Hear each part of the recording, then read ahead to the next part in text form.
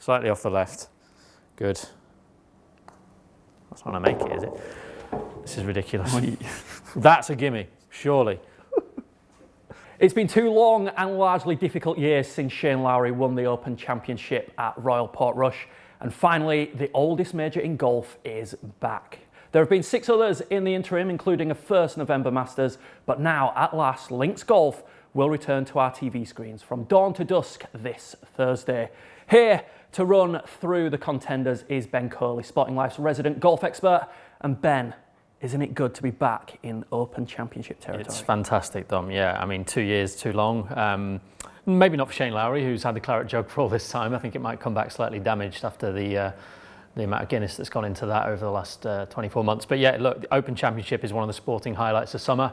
I know so far the sporting summer's probably not gone as we'd hoped, but you know, things hopefully change this week. Maybe we'll have an English winner, but certainly whatever happens, it's just going to be great to have it back. And, you know, short of Tiger Woods, really everyone you'd want to be there is there. So yeah, it's going to be a fabulous week. The weather's pretty much set fair, sun even, maybe the temperature might even go above 20 degrees and just everything in place. My only regret is that I'm here with you instead of down there at Royal St George's. No, thanks, no.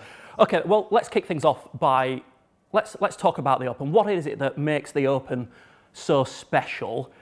And what does it take to get your hands on that claret jug? I think a lot of it can be summed up by the picture behind you. You know, it's a very different style of golf to that which we see week in, week out on the PGA Tour or even the European Tour. You know, it's exposed to the elements. We're right by the sea in Kent, and you know that demands a different set of skills and ability to flight the ball down in the wind. And so much of golf, certainly these days, is about hitting the ball high, hitting the ball hard, and going and finding it. And this is an old-fashioned way of playing, and that's why you've had so many older champions, Phil Mickelson, Henrik Stenson, Darren Clarke here 10 years ago, players who wouldn't have a chance to win the Masters necessarily. Maybe that's unfair on Phil when he won here, but generally speaking, this is a major where experience counts, where, you know, chipping and flighting the ball down in the wind and maybe not worrying about blasting a driver and staying out of these massive bunkers. I mean, the Himalayan bunker on the 4th hole, just huge. You go in there, it's almost a shot penalty. Some would say it's how golf's meant to be, but whatever the case, it's certainly how golf was. And once a year, that's a great thing to enjoy. And we get to crown a champion golfer of the year who's demonstrated a very different set of skills. Is it the exposed nature of the course and is it that makes the Open so special as far as the range of players are concerned? I mean, you know, quite often they're lesser known figures that are playing in the Open. Yeah, I mean, the last 2 here at Royal St George's have been the world ranked, I think, 398th in 2003. Ben Curtis, really a nobody before he turned up here at Royal St George's, and then Darren Clarke in 2011, who I think many would have said was probably 10 years removed from his best golf, and his chance to win one had probably gone, but that's not the case in the Open, and that's why the dream's still alive here for someone like Lee Westwood or Richard Bland or some of the older players who arrive with that bit of nous and experience and that willingness to accept. And I think this is a huge part of it, that when you hit a ball down the fairway, it doesn't mean it'll stay there. It might bounce off into a bunker, into the rough, and you have to grin and bear it and take the good breaks with the bad. And sometimes younger players who are used to seeing the ball fly miles in the air, land in the middle of the fairway and pretty much stop there, they can be frustrated by this challenge. And that's why this is the major with the oldest average winning age. Experience counts for so much more than it would at Augusta even, which is of course where experience is still important. And in terms of what it looks like, for me it's just a magnificent sight. We get those aerial shots and particularly in the sun this week, seeing a green course turning brown by the sea in Britain, it's a complete throwback, and it's so different. And the fact that we've been 2 years without it, you know, what can I say? It's welcome back. What can you tell us about this week's course then? And of course, some of the incredible results we've had here, 2003, 2011. Yeah, it's kind of thrown up everything. You know, I don't think it would be the player's favourite, to be honest with you. And the reason for that is it's known for its hogs back fairways. So the fairways they might be quite wide, but actually they're so undulating that so often you pitch a ball in the middle of it, it ends up in a bunker. And that brings an element of luck, which maybe explains why a 500 to 1 shot won this in 2003. Maybe it explains why Darren Clarke, who was about 150 to 1, won here in 2011. I think the rain that we've had throughout July and even back in June will probably have softened it up a little bit. It'll probably make the challenge a little bit fairer, for want of a better word. Personally, I don't think golf's really meant to be about fair.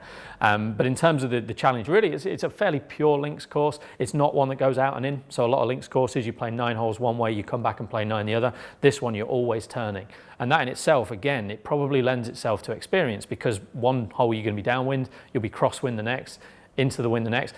you're going to have to play all the shots, and that for me is the beauty of the Open Championship, and certainly we'll see players hit 6-iron off tees, not necessarily this one on the 4th hole where you're probably going to have to hit driver, but you will see different clubs, different shots, and a variety that you do not see week to week, and certainly you didn't see at the US Open at Torrey Pines last month. Okay, well, on to the contenders then, and it's noticeable that 7 players are separated at the top of the betting. Now, I know your selections are further down, so I'm going to give you 20 seconds for each of these, starting with Jon Rahm. Yeah, world number 1. No, world number 2. He's just been back to number 2 because he didn't quite do enough last week. He's the best player in the world. He won the US Open. He's got a great links record with 2 wins. I think he's very short in the betting because so much can go wrong, but he's the man to beat. Okay, and on to some of the more recognisable names. Rory McIlroy. Yeah, well, he's a winner this year. It's been a very up and down year. He was brilliant when he won at Quail Hollow, largely because of the putter. He's been disappointing generally, but then, 9 holes left in the US Open, he looked like he might win it. So he's very hard to get a handle on. His work with his new coach is probably still bedding in, but he says he's very close, and he's got a great record in the Open. Brooks Koepka. Major specialists, he's won 4 of them. He's been placed in the last 2, 4th and 2nd. He's got a great record in the Open, 3 top 6s, I think, in his last 4 appearances. His knee seems okay. He's hitting the ball well. Granted, fair luck, he'll be right there. Okay, Dustin Johnson? Slightly out of form, I think you'd say. He's the world number 1 when he won the Masters in November. He is officially world number 1 again now. He's not the world's best player, though, and his long game's not where it should be. That being said, back here 10 years ago, he hit a ball out of bounds on the 14th hole when he was right behind Darren Clarke. Without that, maybe he'd have won the Open here, so he's certainly got the skills. Jordan Spieth. Jordan Spieth, I absolutely love him. It's been a comeback year, a winner in Texas. He's played really well in all 3 majors to some degree. He'll expect to improve again. He won this in 2017. His preparation's been broadly similar. I don't like the fact he's not played since the US Open, but he knows what he's doing. Xander Schauffele? Yeah, he's probably the most solid one if you're looking for a top 10 or a place only. Equally, he's not won since January 2019. That sets him apart from the world's best players who are a lot more prolific. Even Rory, who's not been prolific over the last few years, has won a few times since then. So that would be the question mark, but he nearly won this at Carnoustie. He was a bit unlucky at Portrush where he was told on the eve of the tournament his driver was illegal, so I can forgive him that, and he's playing really well again. And finally, Justin Thomas. Yeah, he's the hardest one to assess, I think, because he's the best iron player in the sport, but his iron play is not firing. If it does fire, after he was 11th at Portrush 2 years ago and a good preparation last week in the Scottish Open, which might be an advantage over someone like Koepka or Spieth, he's a definite contender, but I would have wanted to see his long game a little bit better. Delivered with impressive speed there, BC. I think I went over on all of them, but half a minute was fine, wasn't it? For various reasons, the favourites were left out there. Who are you going with as your selections? I really like Tyrrell Hatton. I think first and foremost, I feel like you get 11 or 12 places this week. It's an Open Championship. If you get the wrong part of the draw, if you happen to go out in a gust, and if you go back to 2011, 75% of the top 24 teed off late on day 1. Now, that's really hard to predict before, so I want some safety net of places. So that's why I've gone with slightly bigger prices. The top 2 for me are Shane Lowry and Tyrrell Hatton. Lowry, the defending champion.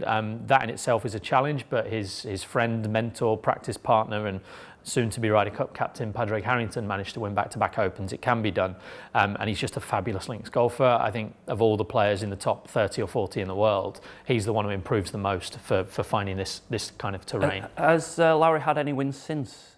He hasn't. That's the one black mark against his name. 2 years without a win. As I said, elite level, that's probably not good enough. But if you ask Shane, he will say, I don't win often, but when I win, it's a big one. And that's true. He won the Irish Open as an amateur when the whole of Ireland seemed to be on him at about 300 to 1 and the pressures that brought. He won a WGC in 2015. He won this. He won a Rolex Series event in 2019 as well. He's a big-time golfer. And I think that's probably why he was top 10 in the PGA and top 10 in the Players. I'd be surprised if he's not close to the top 10 here. Okay, and more on Hatton. I presume his patience is a little bit of a worry. It would be for some. I think, people would have said the same about Jon Rahm, right? And I think it's very easy from afar to analyse someone's mental game or strengths or weaknesses as we perceive them. I think Hatton's fieriness probably makes him the player he is. And certainly he's a links specialist. The first 2 wins in his career were the Dunhill links. He's gone on to win on the PGA Tour at Bay Hill, where it really blew. And it's maybe a bit tenuous, but Ben Curtis, who won here in 2003, has got a brilliant record at Bay Hill, and so has Darren Clarke. So maybe that's a good guide to what to expect this week. Certainly playing in the wind is one of his strengths. And the concern is he's gone a little bit off the boil, but I saw enough in 18th place last week in Scotland, where he finished with his best round of the week, to think he might just be coming to the boil at the right time. And if so, few have got better skills for the likely challenge. Okay. How impactful is a lack of patience, especially when it comes to a major sporting event? I suppose it's the same across all sports, but in golf, you know, it's famous for the slight differences in your attitude or your swing can ruin your game, essentially. Yeah, I mean, we're looking for the first English Open winner since Sir Nick Faldo. If you were to say what his biggest strength was, apart from obviously just being a physically brilliant player, it was his mindset and his patience and his willingness to stay the course. You know, he won an Open Championship by making 18 pars in the final round. That in itself is a credit to his mental side. And it's a question mark against a lot of the English golfers, I would say. You know, players like Poulter and Westwood who've been doing this for a long time. I'm not going to sit here and tell you they're not mentally strong. You don't play 20 years professional golf without that. But sometimes, you know, in Poulter's case, maybe a lack of patience is undoing, and it might be for Hatton. But I think he's getting there, and I think the titles he's won over the last couple of years speak to that in increasingly tougher conditions. And in January, when he won in Abu Dhabi, he saw off Rory McIlroy.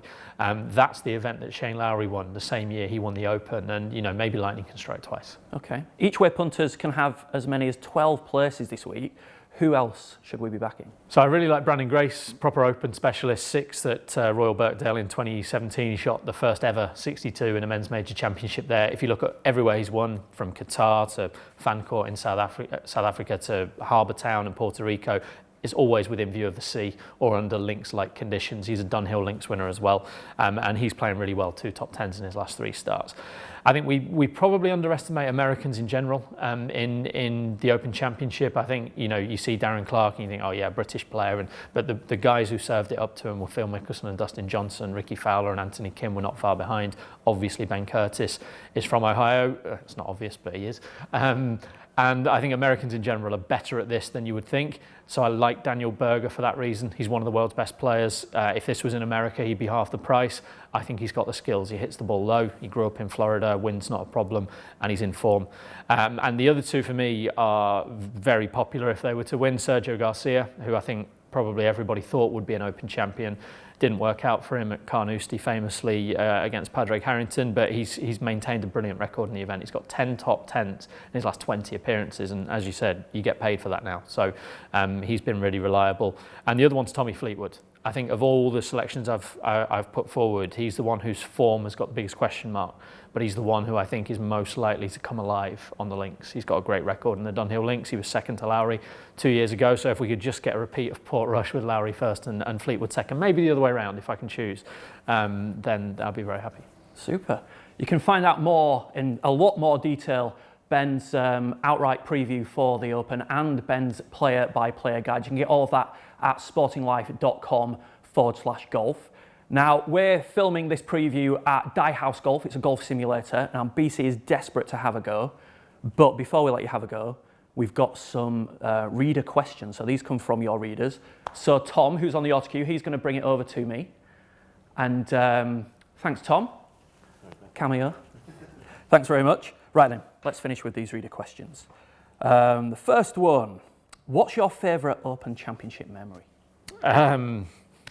Probably Nick Metcalf, the Metro journalist, singing karaoke in a pub in Portrush. But I suppose if we're to stick to what happened on the course, it was Friday at Portrush, where Rory McIlroy bounced back from that horror start on Thursday to shoot 65.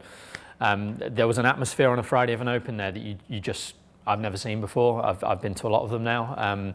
And yeah, all the winners have been great, and I don't want to take anything away from Shane Lowry on the Sunday, who was brilliant as well. But that's the one that stays with me, I think. Yeah, it's a strange one to choose because it was a sort of glorious failure, and it's probably to do with the fact I love Rory McIlroy. But it was a magical Friday at Portrush. I won't forget it.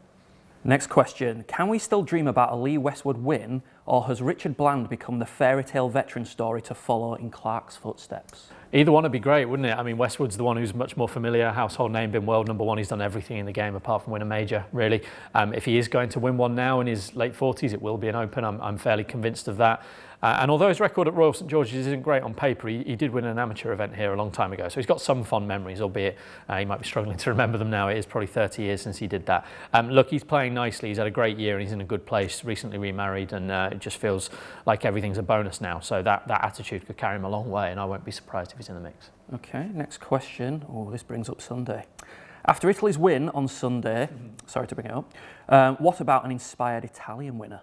Yeah, it's possible. I do believe in that sort of thing. I think players, at the moment on the European Tour, we've had back-to-back Australian winners, and we had one on the PGA Tour, one on the LPGA Tour. It happens like that. These things do go in bursts. Francesco Molinari won this 3 years ago, and he was 11th as defending champion. He'd be my preference. Guido Migliosi, though, is one to watch. He's a really fine young player, and he's one of the form players in world golf right now. Okay, he's got no chance. I'm not kidding. I'm still bitter. They've had enough success. Yeah, exactly. Step aside for Wimbledon the English finals and... I know, too much, in a way. Of the favourites, who do you think is fundamentally best at links golf? It's a good question, that. I think I would lean towards Jordan Spieth. Unlike Rahm and JT and Koepka, he's won one of these. Rory and Spieth are the two that have won them. I think Spieth's creativity is a massive asset. The way he won the Open in 2017 was... It was absurd, and he's got that magic in his hands, which Shane Lowry has, which Phil Mickelson has. And if you look at Open champions, so often they've got a touch of something that's quite hard to define, but separates them on links turf. This is a good question. Can an amateur win the Open? If they're going to win a major, it will be the Open. They're all massive prices. I think probably Cole Hammer's the best long-term prospect, the American, but Sam Bairstow is a left-hander in really good form at the moment. You can get 1,500 to 1. You a fifth the odds first 11, you're getting 300 to 1 that you can finish in the first 11.